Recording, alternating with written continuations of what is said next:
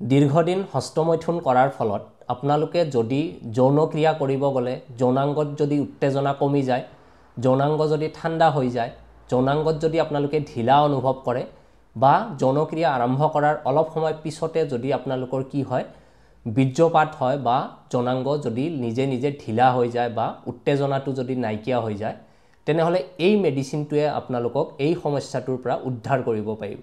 এইটো একেবাৰে নেচাৰেল পাৰ্শ্বক্ৰিয়া নথকা হোমিওপেথিক মেডিচিন হয়।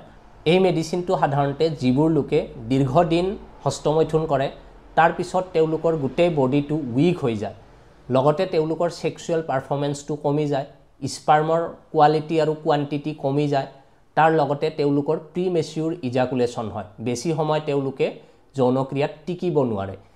এইবোৰ পেচেণ্টৰ কাৰণে এই মেডিচিনটো বহুত বেছি এফেক্টিভ। মেডিচিনটোৰ নাম হৈছে ট্ৰিবুলাছ টেৰেষ্ট্ৰিছ মাদাৰ টিংচাৰ।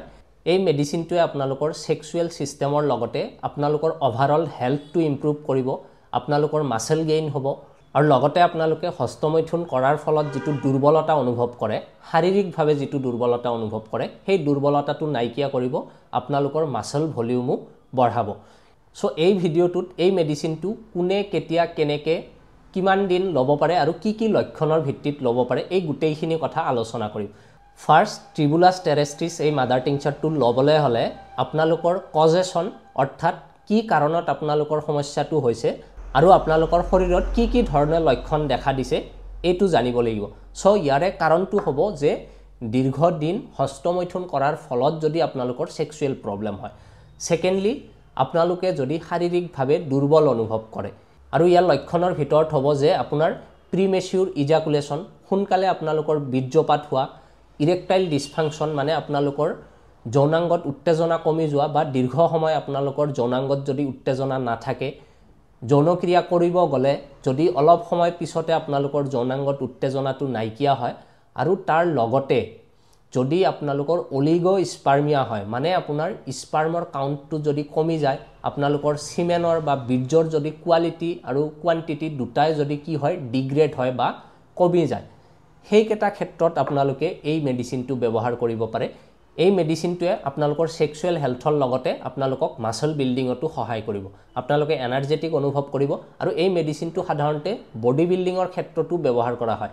যিবোৰে আপোনাৰ ষ্টেৰইড ল'ব নিবিচাৰে, নেচাৰেল কিবা প্ৰডাক্ট যদি ষ্টেৰইডৰ বদলি আপোনালোকে বডি বিল্ডিঙত বিচাৰে, আপোনালোকে ট্ৰিবুলাছ টেৰেষ্ট্ৰিছ মাদাৰ টিংচাৰটো ল'ব পাৰে। একেবাৰে সেফ হয়, একেবাৰে নেচাৰেল হয় আৰু এই মেডিচিনটো প্লান্ট কিংডমৰ মেডিচিন হয়, অৰ্থাৎ গছৰ পৰা বনোৱা মেডিচিন হয় আৰু এইটো ইণ্ডিয়ান মেডিচিন হয়। এই মেডিচিনটো হয়তো জাৰ্মান কোম্পানীও বনাব পাৰে, কিন্তু ইয়াৰ যিটো ৰ মেটেৰিয়েল, যে গছডালৰ পৰা এই মেডিচিনটো বনোৱা হয়, সেইটো কিন্তু ইণ্ডিয়ান হয়। খালি আপোনালোকে চেষ্টা কৰিব মেডিচিনটো যাতে অথেণ্টিক বা ভাল এটা হোমিওপেথিক কোম্পানীৰ পৰা লয়। এই মেডিচিনটো সকলো কোম্পানীয়ে নবনায়, বহুত ৰেয়াৰ হয় আৰু বেছিভাগ হোমিওপেথিক ষ্টৰত হয়তো আপোনালোকে এই মেডিচিনটো নাপাব। ইয়াৰে খোৱাৰ নিয়মটো হৈছে ইয়াৰে 15 টোপাল মেডিচিন আধা কাপ পানীত মিলাই ৰাতিপুৱা আৰু ৰাতি দিনত দুবাৰ খোৱাৰ পিছত খাবলৈ দিয়া হয় আৰু জেনেৰেলি 2 মাহলৈকে কণ্টিনিউ কৰিব দিয়া হয়। এলোপেথিক মেডিচিনৰ দৰে এইটো খালে যে আপোনালোকে ইনষ্টেণ্ট ৰিজাল্ট পাব সেইটো নাপাব। কোনো হোমিওপেথিক মেডিচিনে আপোনাক ইনষ্টেণ্ট ৰিজাল্ট দিব নোৱাৰে এইবোৰ ক্ষেত্ৰত বিশেষকৈ, কিন্তু অভাৰ দ্য টাইম আপোনালোকে এটা দীৰ্ঘম্যাদী বা লং টাৰ্ম সলিউশ্যন পাব। আপোনালোকৰ যিকোনো ধৰণৰ যদি সেক্সুৱেল প্ৰব্লেম আছে আৰু ইয়াৰ যদি আপোনালোকে এটা লং টাৰ্ম সলিউশ্যন বিচাৰে, তেনেহ'লে এই স্ক্ৰীনত দিয়া নম্বৰটোত কল কৰি আপোনালোকে মোৰ চেম্বাৰটো ইয়াৰ চিকিৎসাৰ কাৰণে আহিব পাৰে। হোমিওপেথিৰ সহায়ত যিকোনো ধৰণৰ সেক্সুৱেল প্ৰব্লেম বিনা কোনো ছাইড এফেক্টত পাৰ্শ্বক্ৰিয়া নোহোৱাকৈ দীৰ্ঘম্যাদী সমাধান উলিয়াব পৰা যায়। আপোনালোকৰ যদি কিবা প্ৰশ্ন থাকে আপোনালোকে কমেণ্টত লিখিব। যদি ভিডিঅ'টো ভাল লাগিছে তেনেহ'লে আপোনালোকে ভিডিঅ'টো লাইক আৰু শ্বেয়াৰ কৰিব। মোৰ পেজটো বা মোৰ চেনেলটোত যদি আপোনালোকে প্ৰথমবাৰৰ বাবে আহিছে তেনেহ'লে এইটো লাইক আৰু ছাবস্ক্ৰাইব কৰি থৈ দিব।